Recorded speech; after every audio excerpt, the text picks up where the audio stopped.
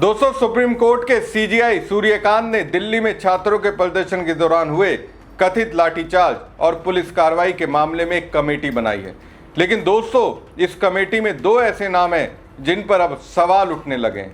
सवाल यह है कि क्या वाकई में जिन छात्रों के साथ दिल्ली पुलिस ने कथित तौर पर बर्बरता की, उन्हें न्याय मिलेगा। अब दोस्तों, इन दो नामों को लेकर सवाल इसलिए उठ रहे हैं क्योंकि इनके कुछ फैसलों और पूर्व भूमिकाओं को लेकर आलोचना की जा रही है। नमस्कार दोस्तों, मैं हूं परवीन सानी। दोस्तों, दिल्ली समेत अन्य राज्यों में छात्रों के आंदोलन के बाद हुई पुलिस कार्रवाई के मामले में सीजीआई सूर्यकांत ने एक अहम टिप्पणी की है। उन्होंने कहा कि शांतिपूर्ण तरीके से अपनी मांग रखने का अधिकार संविधान देता है। इसी के साथ सुप्रीम कोर्ट ने मामले की जांच के लिए एक कमेटी बनाने का फैसला किया। लेकिन दोस्तों, इस कमेटी में शामिल दो नामों पर सुप्रीम कोर्ट के वरिष्ठ वकील प्रशांत भूषण ने सवाल उठा दिए। वो दो नाम कौन हैं, उसके बारे में आपको बताएंगे।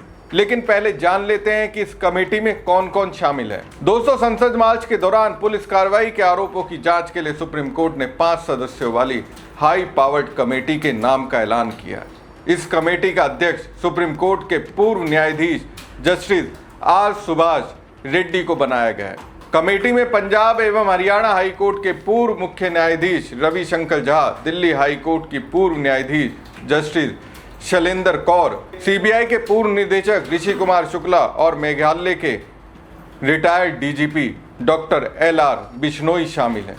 सुप्रीम कोर्ट ने 18 अगस्त को हुई सुनवाई के दौरान इस कमेटी के गठन का फैसला लिया था। इस दौरान प्रदर्शनकारियों ने पुलिस पर पैलेट गन के इस्तेमाल और महिलाओं के साथ कथित बदसलूकी के आरोप लगाए थे। अब देखिए, इस पर प्रशांत भूषण ने एक्स पर एक पोस्ट किया जिसमें उन्होंने लिखा, सुप्रीम कोर्ट ने कॉकरोच जनता पार्टी के विरोध प्रदर्शन मामले में जो जांच समिति बनाई है वो बेहद कमजोर है। इसकी अध्यक्षता सुप्रीम कोर्ट के एक पूर्व न्यायाधीश कर रहे हैं जो गुजरात हाई कोर्ट के मुख्य न्यायाधीश रह चुके हैं।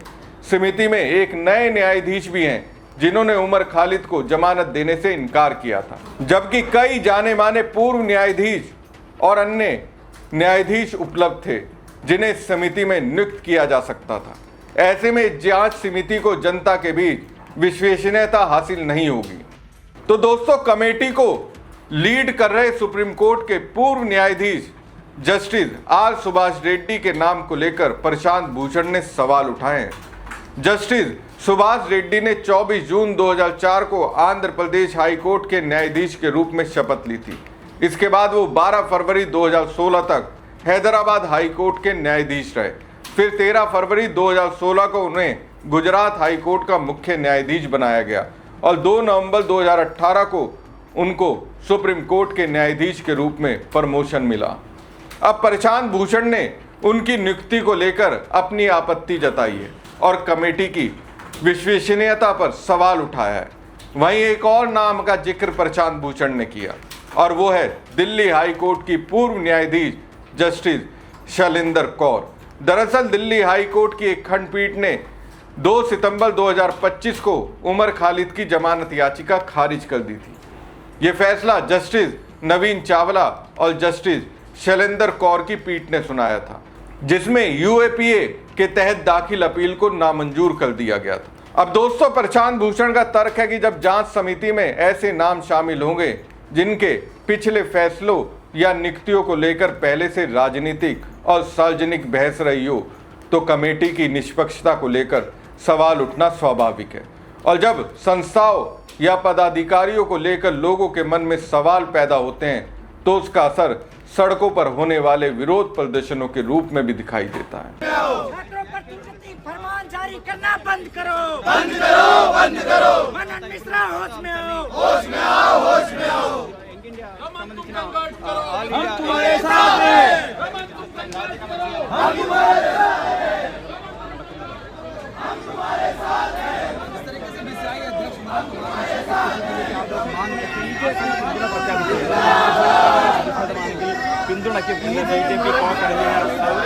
जैसा कि अब बार काउंसिल ऑफ इंडिया के चेयरमैन मनन कुमार मिश्रा के खिलाफ विरोध प्रदर्शन हुआ।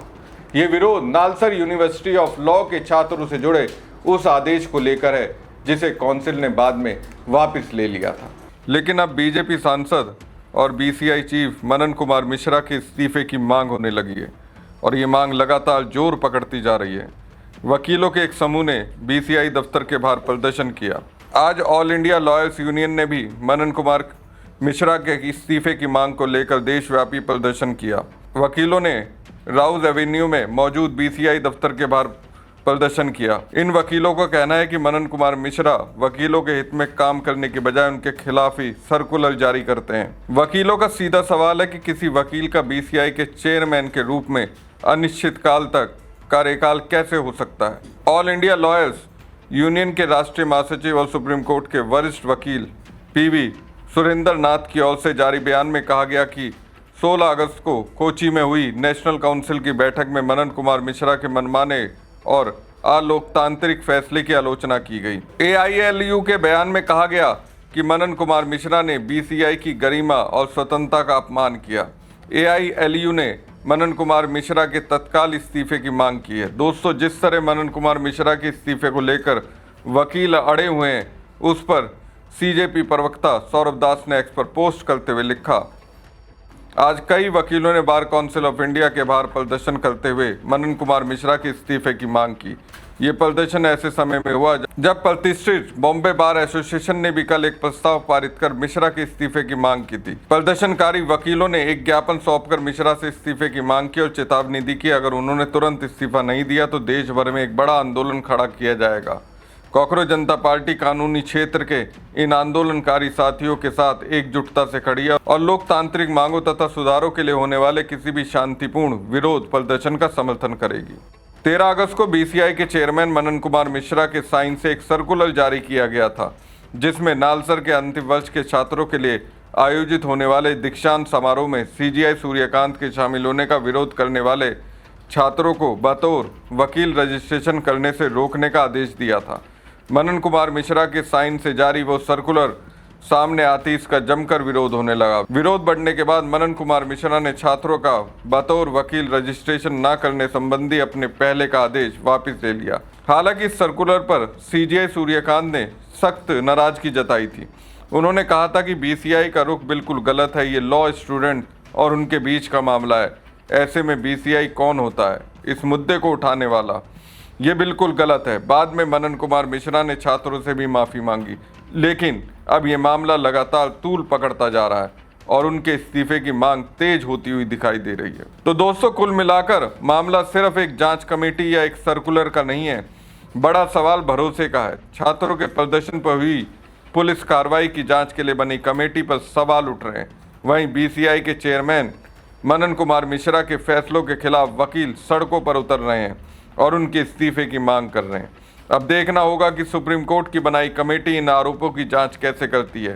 क्या प्रदर्शनकारी छात्रों को न्याय मिलता है और क्या कमेटी अपनी निष्पक्षता को लेकर उठ रहे सवालों का जवाब अपने काम से दे पाती है?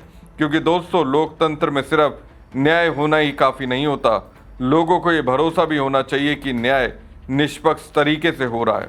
आपको क्या लगता है? कमेंट बॉक्स में कमेंट करके जरूर बताएं। साथ ही पेज को लाइक और खबर को ज़्यादा से ज़्यादा शेयर कीजिएगा। धन्यवाद।